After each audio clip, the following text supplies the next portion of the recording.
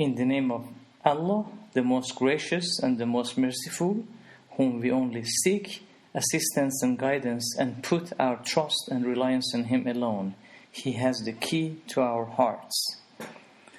Hello everyone. In this program I'm trying to read a sonnet from Sheikh Farid ud-Dīn Attar Nishapuri, also known as Farid ud-Dīn or Attar, a Persian Sufi who was born almost 900 years ago, and he's very famous amongst all the spiritual leaders in Persia and very famous globally.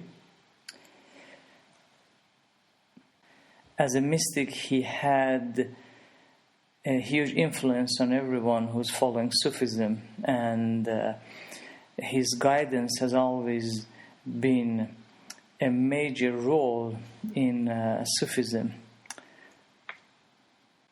He has and had a lasting influence, an eminent influence on Persian culture and Sufism as well. Amongst his publications, the Conference of the Birds and Ibrāhīm, the Book of Divine, are very, very famous globally, and I suggest you read those. So the sonnet that I chose for you from this mystic is sonnet 413, and I wasn't able to find the proper translation from Persian to English for it, so please accept my apology in advance. But what I'm going to do is I'm going to read it first in Farsi, and then I'm going to convert it from Persian to English, and we are going to go through his message that he has. And this is a very good message for anyone, and you are going to find that out as well. عمر رفت و تو منی داری هنوز، راه بر ناایمنی داری هنوز، زخم کاید بر منی آید همه، تا تو میرنجی منی داری هنوز، صد منی میزاید از تو هر نفس، وی عجب آبستنی داری هنوز، پیر گشتی و بسی کردی سلوک، طبع رند گلخنی داری هنوز، همراهان رفتند و یاران گم شدند، همچنان تو ساکنی داری هنوز، روز و شب در پرده با چندین ملک، عادت اهریمنی داری هنوز، روی گردانی دهی از تیرگی، پشت سوی روشنی داری هنوز، دلبرت در دوستی کی ره دهد، چون دلی پر دشمنی داری هنوز، میزنی دم از پی معنی و لیک، تو کجا آن چاشنی داری هنوز، در گریبان کش سر و بنشین خموش، چون بسی تر دامنی داری هنوز، خیشتن را میکش و میکش بلا، زان که نفس کشتنی داری هنوز، رهبری چون آید از تو ای فرید، چون تو عزم رهزنی داری هنوز. So this was in Persian language, and I just wanted you to get a feeling of how it is pronounced and how it is read. So in the first verse he says, life is gone and you still have ego, still trying the road of insecurity.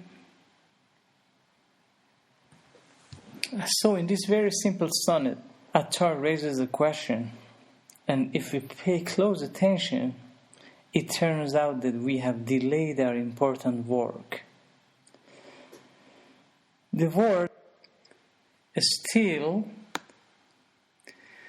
means that something must have been done long ago and not done yet, and that is to get rid of our own ego. He says our self-conceit, our egoism, our vanity, our insolence, our arrogance, our self-importance. It should have been gone long time ago. We should have got ourselves rid of this. But it seems that we haven't done that. And he says we have this ego that we have created for ourselves, and that has created insecurity for us, insecurity in the state of mind for all the mankind. So let's talk about this egoism that Attar is talking about.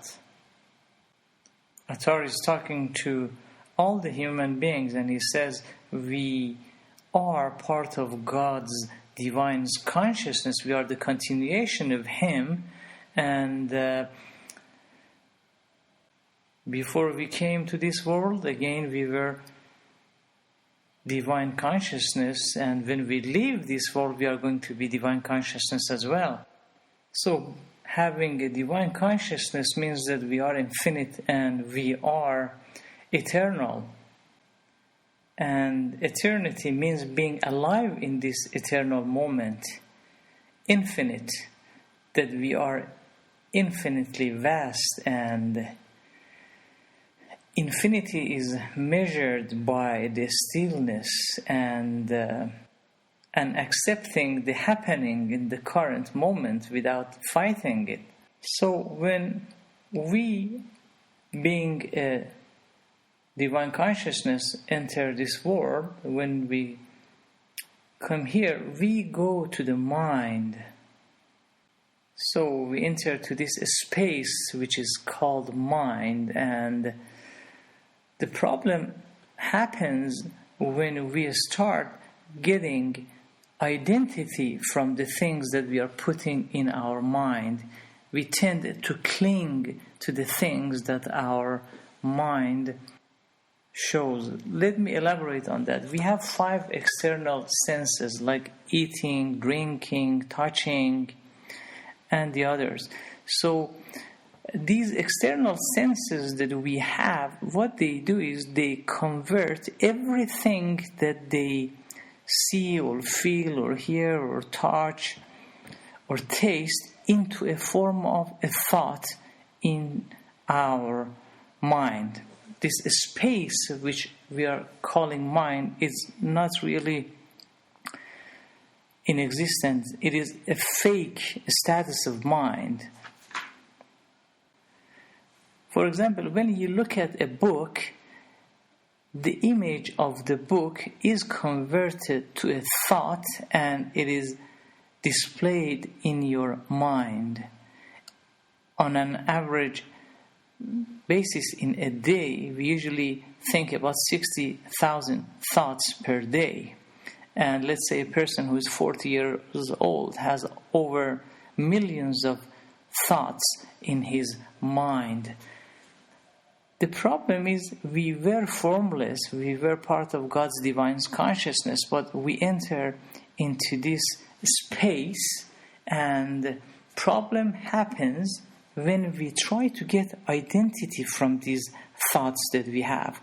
For example, if I ask you to introduce yourself, you are going to tell me that you are 40 years old, an athlete, non-smoker, you have, for example, 3 kids, and you will be talking about a form which your mind shows, but this is not you. You are a divine consciousness, and these thoughts that you have, everything that you have in your mind is not you, because we are part of God's consciousness. But unfortunately, we tend to cling to our thoughts and get ourselves identified with everything that our mind shows. And our 5 senses, external senses that we have, as I mentioned, they convert everything into a thought.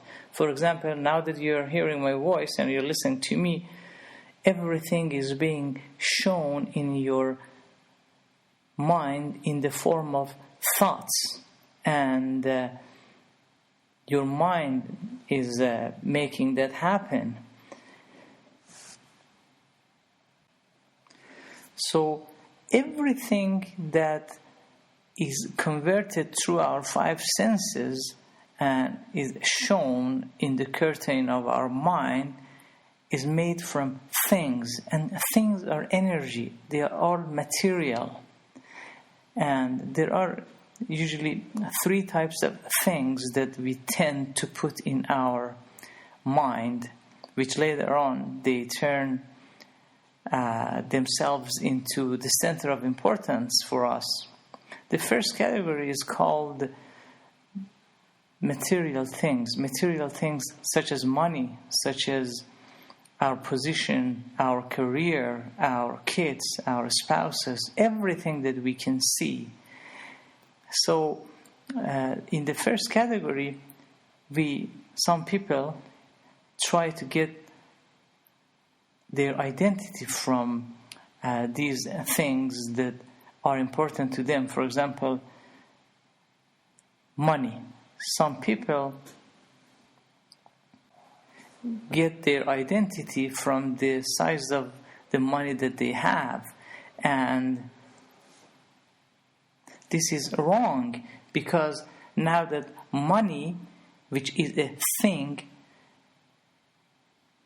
is not only covering the divine consciousness, but it is giving that person material consciousness.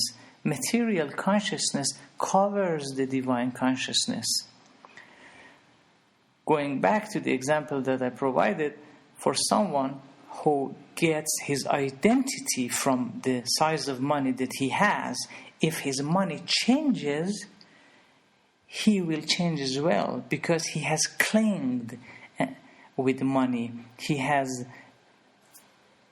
attached himself to the money. But again, we are part of God's divine consciousness, and everything that our mind shows is fake. These are all material. These are from the form of energy. So when things are important for us, we put them in our center and we try to see the world through them. So Attar is saying that if we are still trying this road to insecurity by putting things in our center and getting our identity from these things, or we identify ourselves with the things that we put in our center, this is wrong. And he says, you are getting older and older, but you are still trying to use this state of mind that you have to guide you in your life, which is wrong. As soon as we put a new thought in our center, which is called the fake mind, two things will born at the same time. One would be judgment, and the second one would be resistance.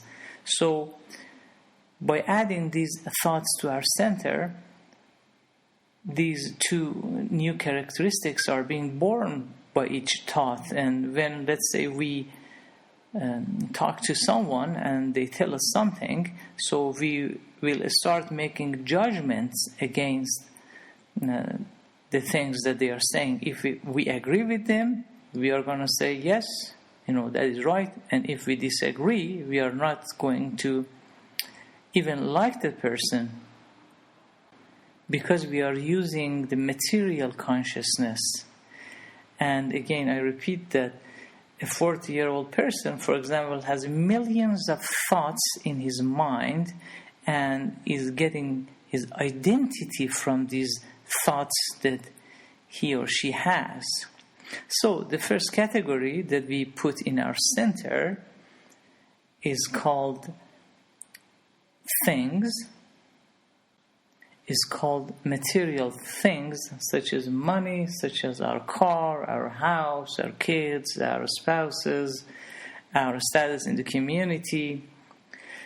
The second category that we get our identity from, again, which is a mistake, is our beliefs.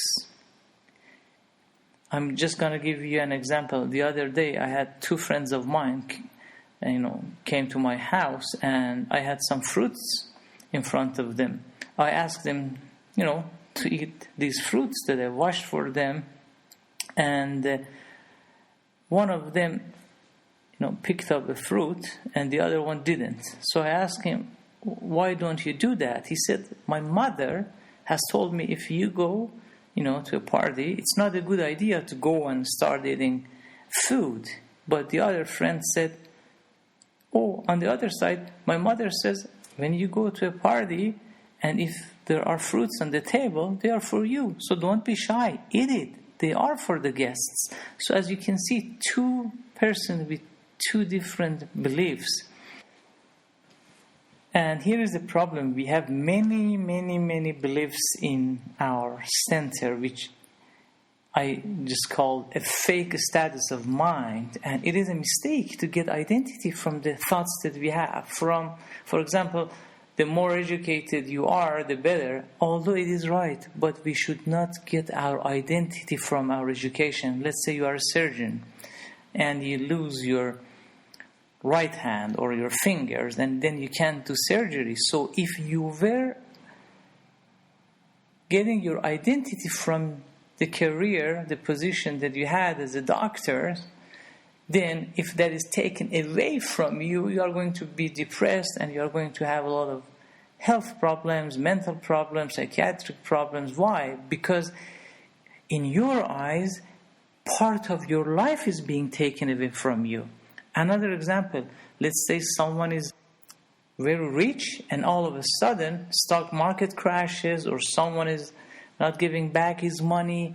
So in the eyes of this person who had identified himself with the money that he had, part of him is being taken away from him. And the result of putting beliefs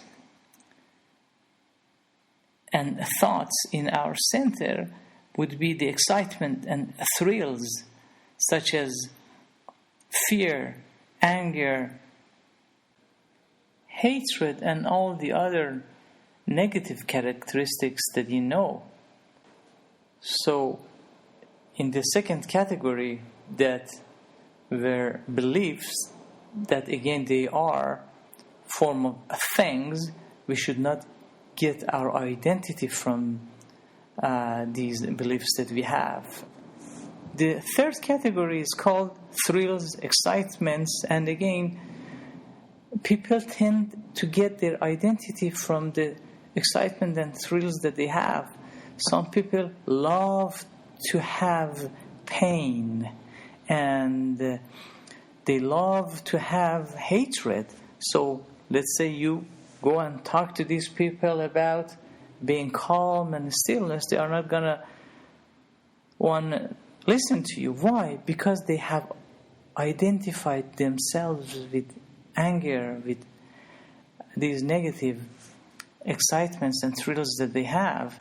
If you start talking about the pain that they have, and if you can add more pain to them, they are going to like you more than if you talk to them about the other things. What I'm trying to say is when we get our identity from things, as I mentioned, there are three categories. One are material things such as money, such as the properties that we have, the money that we have in our banks, our kids, our spouses. And the second category are the beliefs, and the third one, excitements and thrills. So when we get our identity from these, because they are all things, and things are from energy,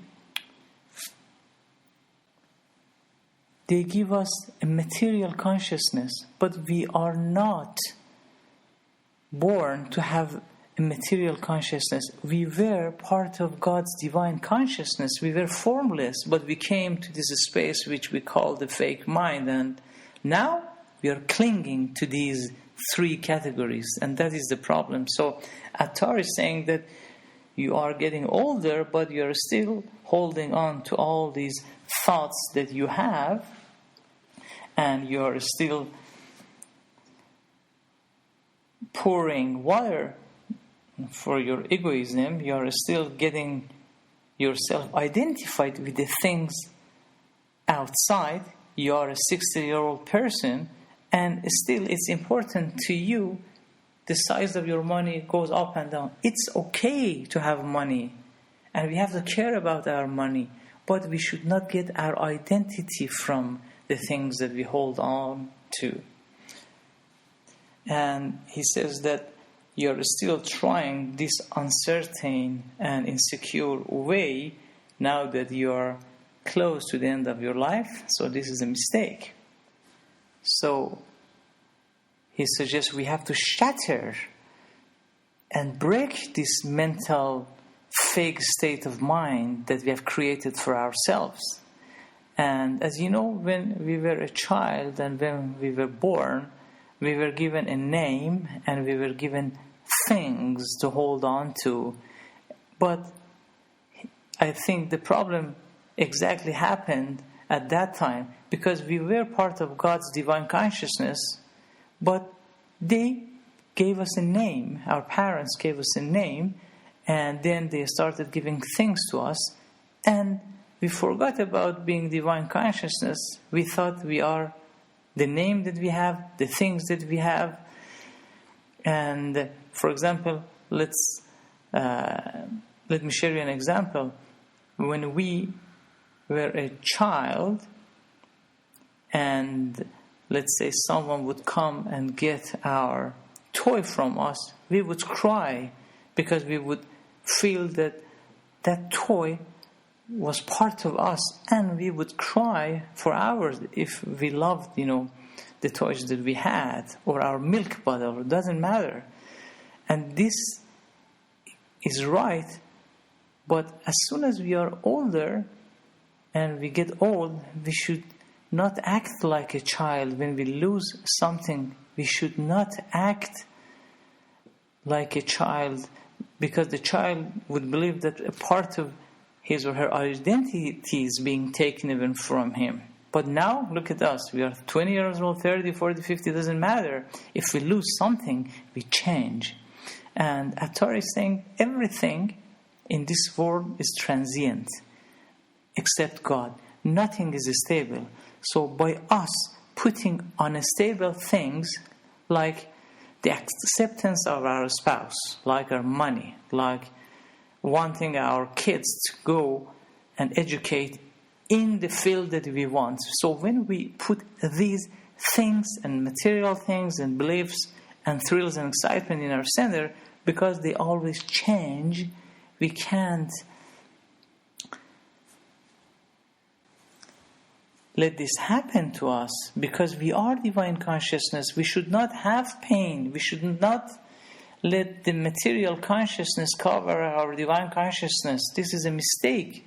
We have to be awakened. He says, you are getting older, but you're still putting things in your center.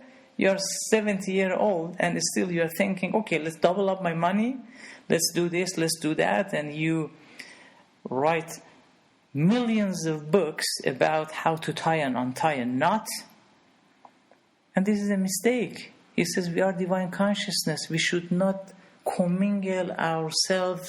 We should not cling with the thoughts, with the things that we have. Everything is in a form of thing, and it is in the form of energy, and it is transient. Nothing is stable except God. In the second verse, he says, when wounds show themselves, it affects your ego. You still have ego as long as you suffer. So he says, when you're angry, when you have excitement and thrills, when you have negative feelings, you have to know that this is not you. You are only observing these negative feelings. You are only an observer, but because you have clinged yourself with a wound, with a pain, you are getting your identity from a pain. You are happening with the pain, meaning that when a pain occurs, you also happen as well. And he says, you are a divine consciousness. You have to let go of this ego, because that is the ego who is suffering this wound and suffering this pain. So as long as you have this ego, you will suffer. So you shouldn't suffer, because It is not you. It is just that fake mental state of mind which is suffering. As I mentioned, we have created this huge space which we put millions of things in the form of thoughts in our center, and we try to use those things, those thoughts, on a daily basis.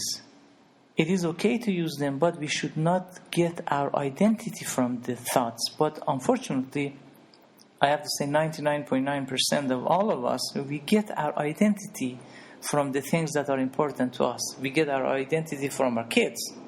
We get our identity from our spouses. We like people to appreciate us. But this is a mistake, because everything that we can see in this world is transient. Nothing is stable except God, except the divine God's consciousness. And we have that. We are part of that. But unfortunately, it is covered by our material consciousness. And all of these mystics are trying to convey this message that you are a divine consciousness. You came to this world, you go to your mind, and you commingle with the things that it is in your mind, and on a daily basis you add more thoughts and more thoughts and more thoughts and more things in your center, and you get your identity from these. And this is a mistake. So let go of your ego and let the divine consciousness to go flow and through you. The result is, when we let go of the ego, this self-mental character, this fake mental character that we have created for ourselves, that I'm, let's say, a 40-year-old person with all of these characteristics, he says, let go of that mental characteristics, let go of all the beliefs and thoughts that you have, and this center that you have created yourself, which was full and filled with the objects, with the things. So let go of this center and let God flows through this center, and then you will have His guidance, you will have His power, you will have His security, and you will have His wisdom. But if you don't do that, and you continue to get your identity from your excitement and thrills, such as pains and fear, so you will suffer. And you can never have security unless you let God fills in your heart. You only have one heart, and it should belong to one person, and that is God's divine consciousness.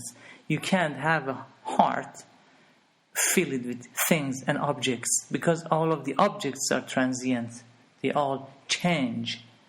So how can you get your identity from these things that are unstable and they change all the time? Your money goes up and down. Your kids, they don't listen to you. Your spouse doesn't return your phone call. Your friend is busy, doesn't want to talk to you.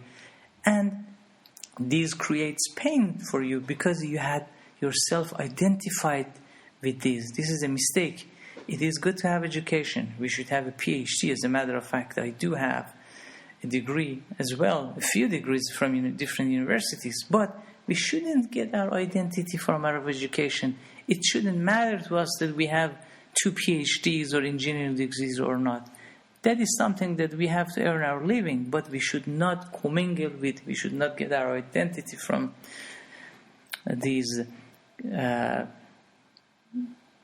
thoughts that we are putting in our center. So he says, when you feel pain, the pain is the result of the thoughts that you have. But you are separate. You're like oil and water. Your divine consciousness cannot commingle with, cannot mix with material consciousness.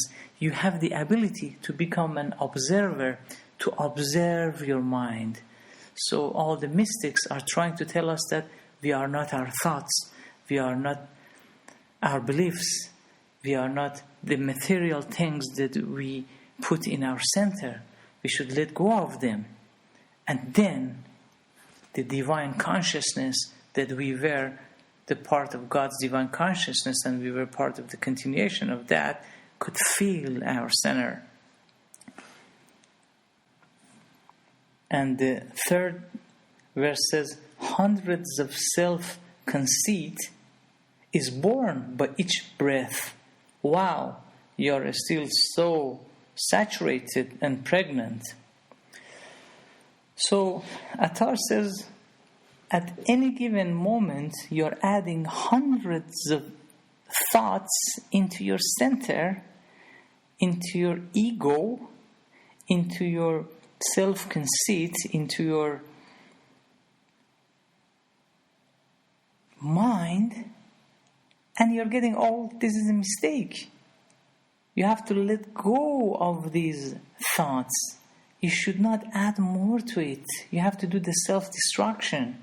And he says, wow, you are so pregnant, means you're full of these thoughts. And he says, you're still so pregnant. You're still saturated with these thoughts. He says, when you were 8 years old, 9 years old, you should have known that the things that you have are not you. You are not your thoughts. You are not your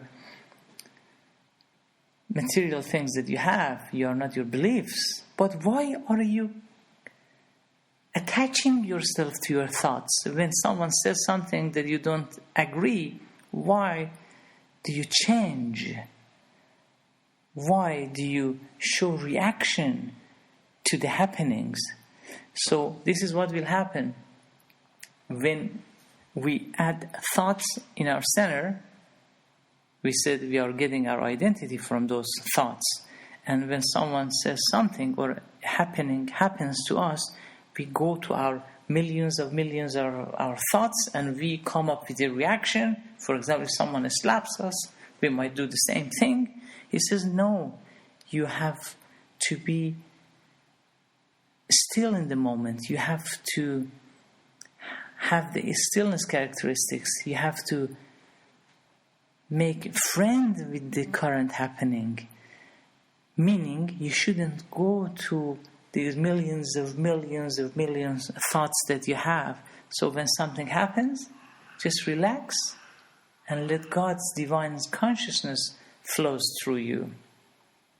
In the 5th verse, he says, you went old and you did a lot, yet you still have the habit of the smart firehouse keeper. Basically, he says you're getting older every day and you did a lot. You went to school, you read millions of pages of books, you went to school, you're even teaching, you have kids, you're educating. But why are you still having the habit of the person who works in the firehouse, meaning that person who has a face covered with black dust? Why are you doing that? Why are you getting your identity from these things that they create pain in you? Why are you your pain? Stay away from these excitement and thrills. Be an observer to your mind, because you are the divine consciousness. You are not your thoughts. And in the 2nd verse he says, the comrades went away and the companions were lost, but you are still a resident. He says all your friends, the ones that you had, some of them have died, some of them have left you, but you are still a resident. Resident means that you are still residing in your mind. You have millions of thoughts and you're living in your thoughts. This is a mistake. You are not your thoughts. This is a mistake. You will read these strange motivational words from the motivational speakers that you are your thoughts. No, that gives you material consciousness. We are divine consciousness. This is so obvious.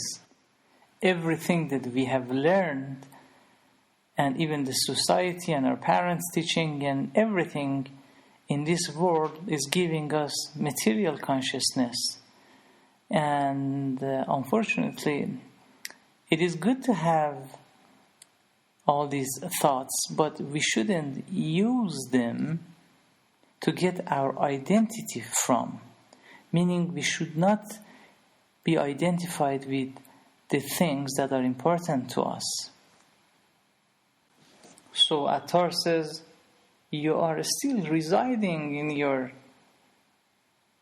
center of thoughts, this fake state of mind, and can't you see everyone that you have loved are not that loyal to you? They change, people die, divorce happens, your kids don't listen to you, they study the education that they want to, or even they don't go to school, they do whatever they want.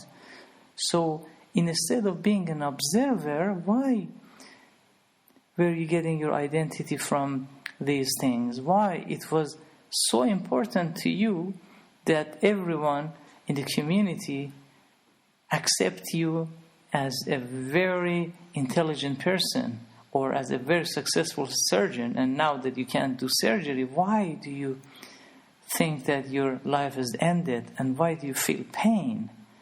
And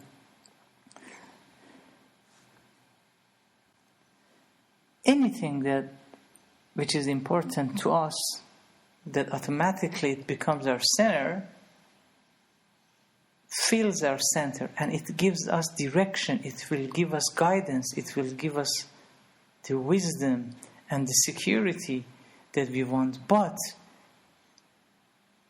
these things, these objects that we put in our center, they cannot guide us because they only give us the material consciousness. I can give you another example. Let's say you are a bodybuilder, and every day, you go to gym and you exercise, and you have been in Olympics and you have won many medals, and everyone loves you.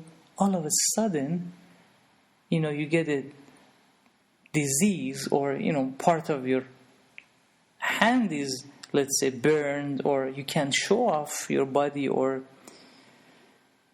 you can't do bodybuilding.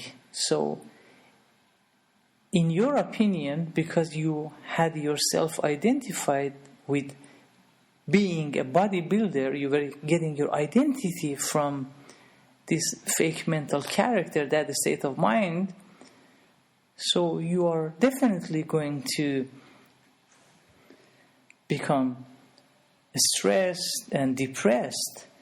And in the last data that I had reviewed, over 70% of the adults in the entire world are depressed, and they are using the antidepressant medications, especially in North America and Europe, such as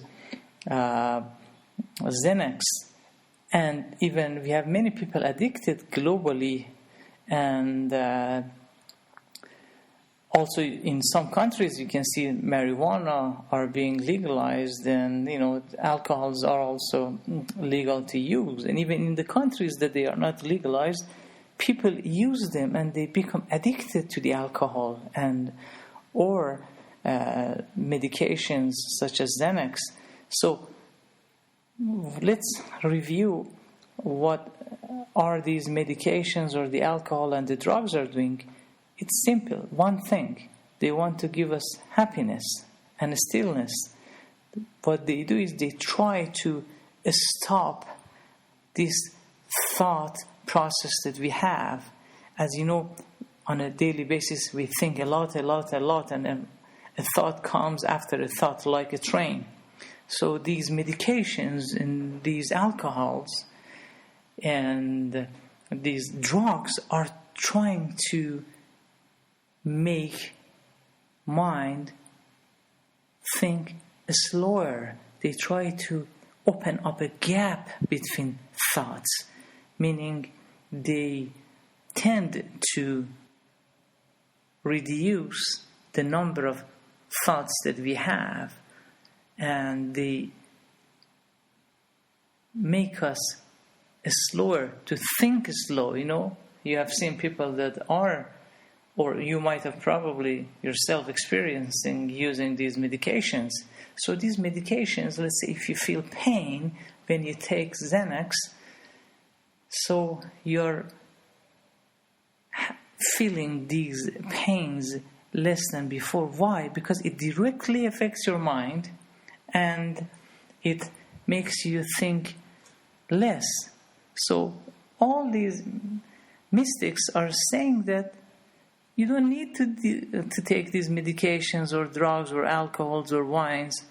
You have the ability to let the divine consciousness that it's you and you have it be freed from the material consciousness that has covered it.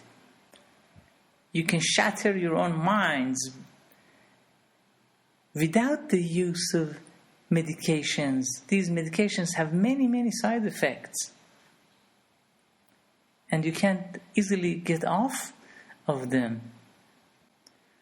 But we have the ability to get ourselves rid of this mental character that we have created for ourselves, which is filled with millions of thoughts, which is called ego, which is called our vanity, our self-importance, our insolence, our self-conceit. The next verse of Attar is, day and night with several angels, you still have the habit of the evil, the Satan. So he says that on a daily basis, by changing the events and happenings in front of you and inside you in the form of thoughts, pains, God is trying to wake you up, to awaken you, and you are being tested and examined by each and every happening, each and every moment. And he says day and night you are being tested, but you still have the habit of the devil. And what was the habit of the devil or the Satan? When God asked Satan to bow down to the Adam, he didn't bow down, he didn't prostrate because of his self-conceit, because of the egoism that he had, because of the vanity that he had, because of the arrogance that he had. He thought he's much better than the human being. And he told God that I am made from fire, and this human that you have created is made from mud and clay. And I'm not going to bow down. So that was the reason that, he was forced to leave the paradise. And Attar says, we are getting older and older, and on a daily basis, we are being tested by God to see if we are agreeing with God's orders or not. But I have to talk about what I'm meaning by God's orders. At any given moment, we are being tested by God by the happenings that are either happen inside us in the form of thoughts or outside of us in form of the happenings, in the form of incidents. So when we deal with an incident, when an incident occurs, so what do we usually do? We go back to our center of thoughts, which was filled with, let's say, millions of thoughts, and we take the best thought and we take it out and we use that thought by the material consciousness that we have, and we react to the situation. This is wrong, because if our center is filled with things, with objects, with thoughts, with beliefs, with excitements, with thrills, then they cannot guide us. So here is the important part. So on a daily basis, we are being tested by the incidents that are either happening inside us or outside us. God wants to see if we are going to let Him go through us, or we are going to use our material consciousness instead of the divine consciousness that we have. God wants to see if we surrender to His wish, if we don't object to the current happening. And I'm going to tell that by giving you an example. Imagine you're in your home and you're sleeping at night, and like 5 burglars come to your house and you're sleeping. So if you wake up and if you notice that these thieves are in your house, if you don't accept it first, that this incident has happened, if you don't accept it, then fear will be the result of the action and the judgment of your material consciousness. But if you accept that the thieves are in your house, the moment that you accept, you surrender yourself to the God's will and wish, then at that time you can see God's knowledge and wisdom and power will go through you, and you will know by heart what to do next, because the action that you are taking is not coming from your material consciousness. It comes from the divine consciousness. So by surrendering to the happenings, it doesn't mean that we shouldn't take any steps or do anything else, but it means that we accept that something has happened to us. At the moment that we accept, then God can flow through us, and then we can have His consciousness telling us what to do next. He can guide us. He can give us security. He can give us wisdom. And the result would be, in the case that I was telling you about, would be, for example, you know what? Let's do something. Maybe, you have something under your bed, you have a bat or something, you can go and, you can hit them, or it's better you sleep. The moment that we accept the happenings that are happening to us, that is the moment of freedom. So,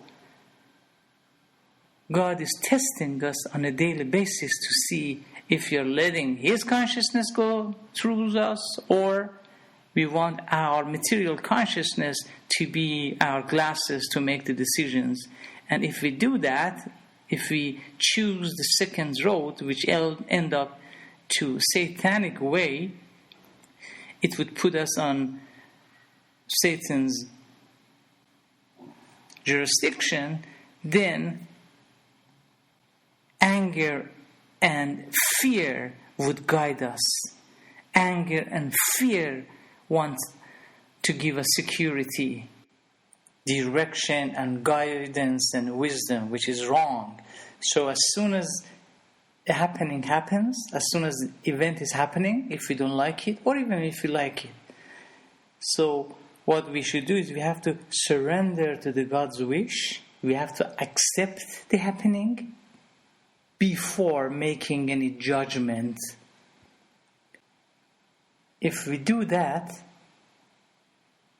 and we don't show any reaction, then our material consciousness would go over, it would go on the side, and God's divine consciousness can come into our heart. And if we are in acceptance, let's say for 2 seconds, then we would get 2 seconds of the divine consciousness.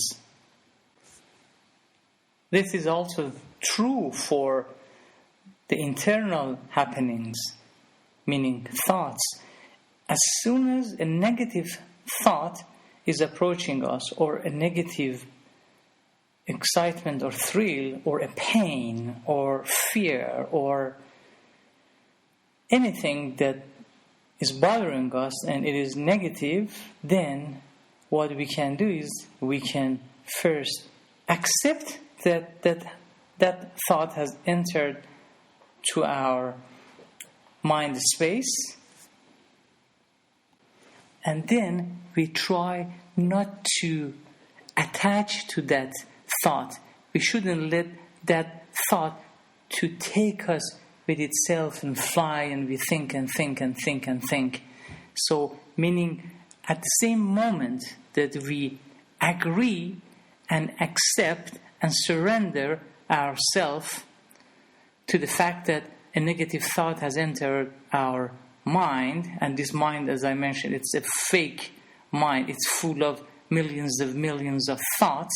So as soon as that comes, we shouldn't do anything.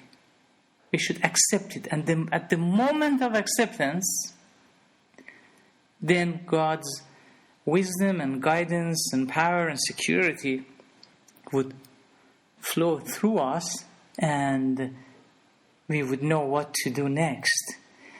And in the Western culture, or other cultures as well, for example, in Islamic culture, we have salat and prayers, and in the Western culture, when they have meditation, the same thing happens. When you meditate, what you do is you try to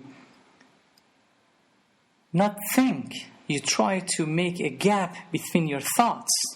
But the problem with that type of meditation that is very common everywhere is it's only good for the moment that you're meditating. An hour after, or if you are in a situation, and that could also change. But if we train ourselves that if anything happens to us internally or externally in the form of thought or in the form of an incident that we don't like or even we like, if we don't make a prior judgment about that situation and we accept it and we surrender ourselves to that, then we can allow God's wisdom and security and guidance flow through us. And this is the definition of true submission. So what will happen is when we start accepting the things that are happening, then we are opening up the inner space. Then we can see that we are not the events that are happening. Look at the sky at night. What can you see? You can see the stars in the sky, right? But what actually is, it's the sky with few stars in it. Those stars are our thoughts, are the things that are important to us. So we should be the space that is holding, and it is infinite, and it is filled with thoughts. We should not happen when a thought is happening, meaning people will happen when a happening is happen. I know it sounds complicated, but when we attach to our pain, when we attach to a thought, we get the form of material consciousness, and we are covering the divine consciousness.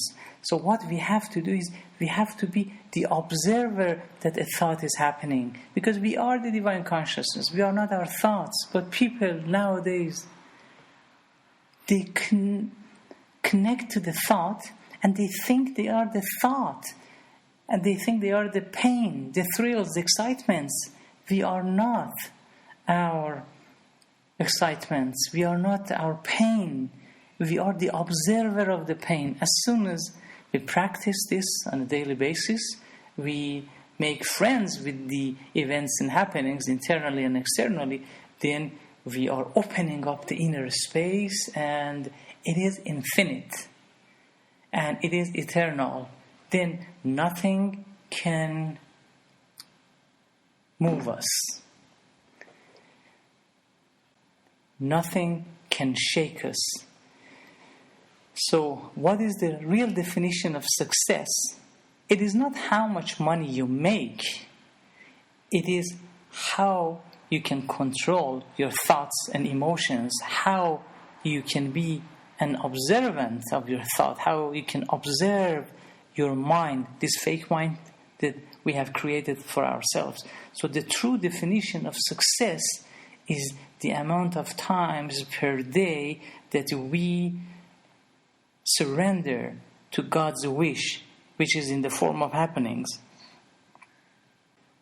I'm going to elaborate on this and give you a few examples of what I mean, but we should not move with the incidents or happenings. Let's say you're driving your car and you're driving a little bit slower than the norm. So an angry driver comes behind you and starts honking and yelling at you and starts swearing at you. So what should you do? So if you use your material consciousness, you might choose the decision that comes from your mind, meaning, for example, to yell at him or, honk or do something the same as him.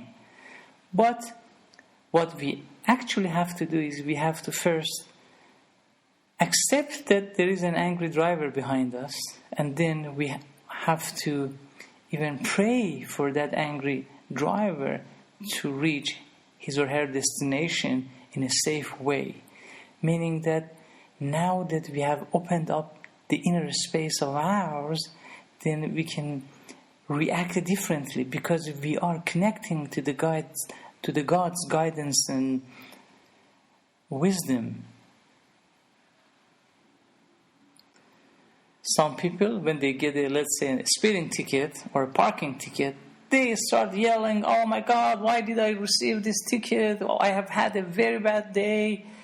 And this shows that the value of that person is the same of that paper ticket that he has received, because that paper ticket was able to move that person.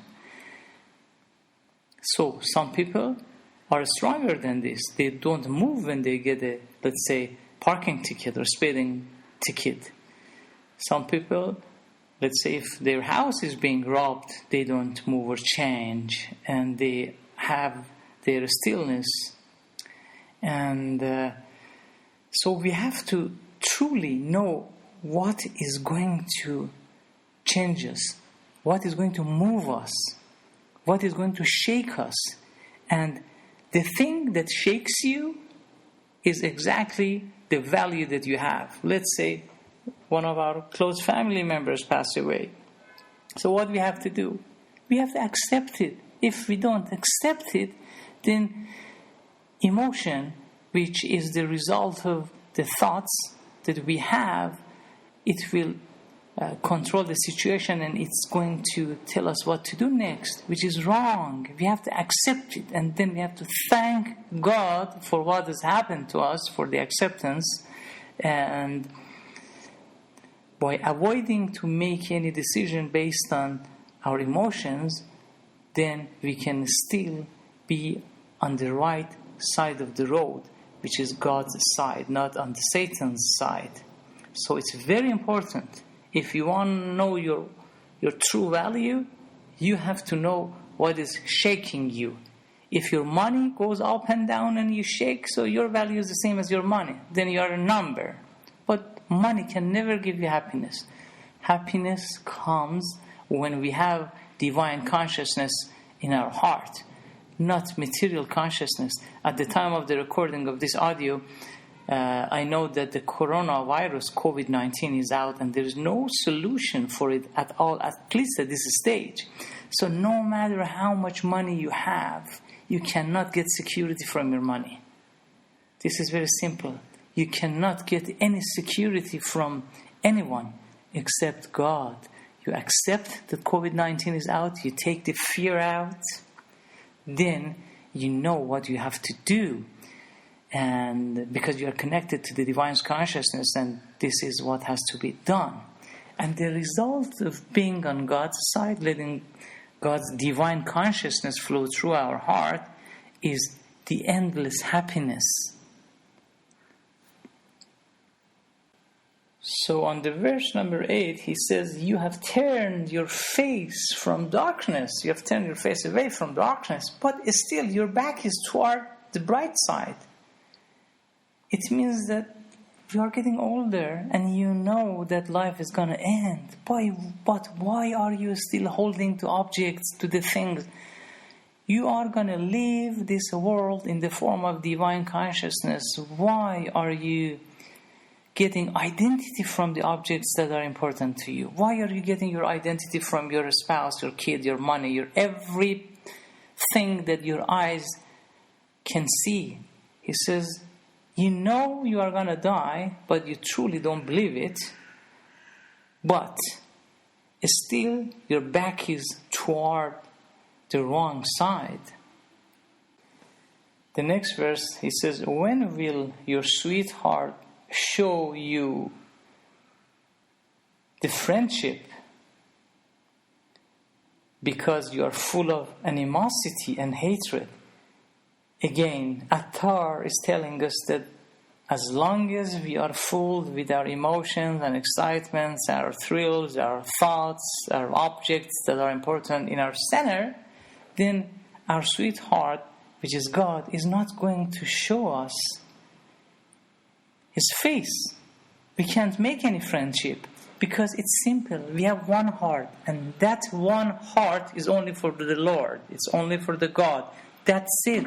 We can't have it multiplied and divided at the same time to too many things. That doesn't work because we only have one heart, one God. That's it. In the next verse he says, you talk about the spirituality, but where do you have that character? He says, as long as you have that fake mental status of mind, that space that was filled with millions of thoughts and beliefs and emotions and excitements and thrills, he says, as long as you have all of these, there's no way for you to the spirituality. And the next verse he says, head down and sit still and be silent because you still have a wet skirt. By wet skirt, he's trying to say that you are still full of objects, things in your center, and still your skirt is wet. It means that still it is dirty because you have not cleaned it up. You have not cleaned your mind. It is full of things, and he's offering the solution. Head down, sit still, and be silent. By silent, he's referring to that you have to make your mind think slower. You don't need to think of millions of things at the same time. If we use this mind of ours that has the material consciousness, when we think for a solution, we will end up with 2 or more questions because it cannot solve anything. You go and dig in within the millions of thoughts that you have and nothing will come up. The only thing that comes up is millions of useless books that has been written and so many degrees that have no benefits, so many educations that doesn't connect us to the divine consciousness. It is good. We have to have education, but we shouldn't get our identity from that education. Knowledge is good as long as it can connect us to the divine consciousness. If it doesn't connect us, we are going to die, we are going to go to hell, and we are going to suffer for the rest of our lives. If you are a believer, there is a God, then you have to know either you are going to go to the hell or to the paradise. If you are a non-believer, I have nothing for you. But if you are a believer, this life of ours is very short. It will end up very soon. So what will happen is the next step. And the next step or the next stage would be a result of what we have done in this material world. If we are getting identity from things that we have, if we are not working on our spiritual side, then we are going to have lots of troubles as soon as we die. The next verse he says, get rid of your ego and tolerate the pain because you still have a killable ego. He says, Attar says that as long as you have your ego, you are going to be in pain and trouble because you're putting transient objects and things in your center. So you have to let go of your ego, you have to shatter it, you have to break it. And this is very difficult at first. It was difficult for, I believe, most of the Sufis and most of the people who were trying to try this route, because we have identified ourselves with things. Let me give you an example. A baby girl has a doll. If you get a doll from her, she would start crying like a piece of hair is being taken from her. So it is the same for us as well. So we have to tolerate the pain in a conscious way. Now that you know that everything is transient, no one is loyal to you. No one can be loyal because we are all gonna die. So if you were trying to get security from your spouse, if you were trying to get security from the money that you had, now you should know that they are all transient. They can change. They will change. Nothing will last forever except God. So he says, first step, shatter your ego, kill it. This fake mind of yours, which is filled with 60 million, get rid of it. But tolerate the pain of getting rid of the things that were important to you. You were thinking that people love you because, let's say, you are a great athlete. What if something happens to you? Or what if you retire? No one is gonna care about you that much. So, and you are not an athlete, people will start forgetting about you. So if being an athlete was important to you and you had put it in your center and you were getting your identity from this is a mistake. It's the best time now to suffer this pain that you are going to lose everything that you are holding on to, everything that is in your center, everything that your eyes can see will not last. It will change because it is transient. And how can we get security from transient things? How can we get guidance from objects? We can't. If we could have got security and guidance and wisdom and happiness from the things, why 80% of the people are on anxiety and antidepressant medications? Why they are drinking alcohols and drugs? Why do people do drugs? Why? Look around you. You can see people are all angry and sad and are fearful. There is no happiness. Happiness will only come when you have cleaned up your heart, your inner center, which is filled with things. And in the last verse he says, how can leadership come from you, Farid? Because you still have the determination to ambush your way to the spirituality. He says, how can you lead your own life through the divine consciousness, through God, when you're still acting as a bandit, acting as a scamp, acting as a brigand, and you're putting things in your center. You're 70 years old, you're 80 years old, you know you're going to die soon. But why it's so important for you, the things that you have put in your center? Why? Why do you think that your money can give you security? No, it's not going to give you any security.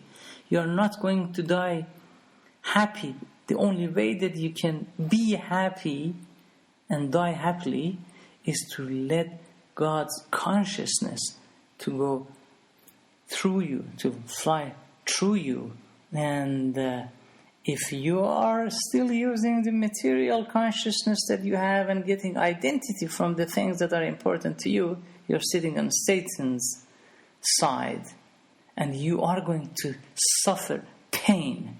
But we are not created for suffering pain. God never had this intention. His intention was that we, our souls, have to come to this world and we have to do good in comparison to do bad. We have to do good and then return and continue the journey. But what happened was we came to this world as a divine consciousness, and instead of being in a godly way, we started to get identity. Instead of again getting from our divine consciousness, we started getting identity from things, from our money, from our car, from our machine, from our equipment, from our job. And we forgot that that was not the intention that we were created. So, in conclusion, I would like to say that if we let God fill our heart, then we can have His guidance, we can have His security, we can have His power, we can have His wisdom. But if we don't do that and we have things in our center, in our heart, then we are going to suffer pain and pain and pain. And this is a mistake. Now that we are aware of the fact that, yes, we were divine consciousness, and by mistake we started to commingle and identified ourselves with the things that are important for us. Once we know that that was a mistake, then we can save ourselves and we can have endless happiness. And I would like to say two more things, and that is, now that we know that we are being tested all the time by the external happenings or incidents or internal ones in the form of thoughts and emotions and excitements and thrills, now we know that, so we have to make the right decisions. We have to surrender ourselves to the God's wish, accept it, and let His wisdom and guidance and power and security goes through us. And going forward, if we feel pain, we should know that that pain was a message from God.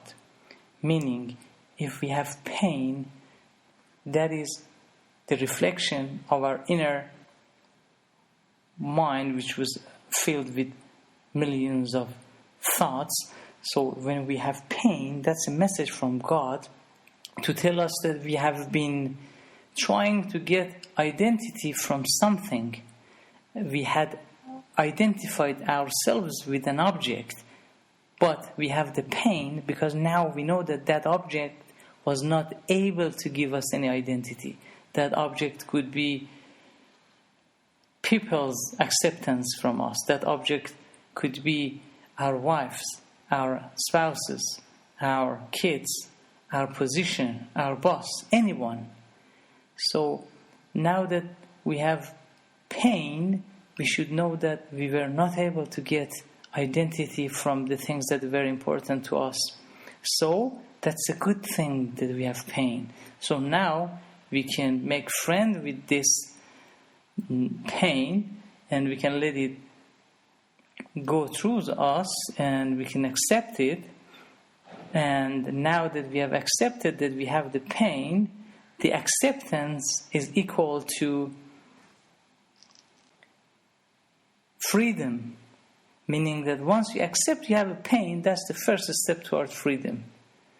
And the same is true when a thing makes us happy, or someone makes us happy, or when we fell in love with someone, or we love something, or we put, again, unfortunately by mistake, we put something in our center. At that very moment, we have to remind ourselves that this person or this thing that we have put in our center is in the form of transient. It will eventually go away. Either that person might die or break the relationship or something, or we might change. So nothing is stable. So at the moment that we are very happy with something, at that time we have to think of the moment that we are losing that thing, because that will happen. Nothing lasts forever except God's happiness and divine consciousness. So, at the end, I really thank you for listening to me for 1 hour and 15 minutes. And I hope I was able to tell you what I was thinking about Farid ud-Dīn Attar Nishapur's message. And again, thank you very much. God bless you. Please add me to your prayers. And please, we have always two ways. One will go toward God and the other one would go toward Satan. Please stay on God's side. Don't make any decisions based on anger and fear. Don't let anger and fear be the root of your activities and your thoughts. I wish you all the best and good luck.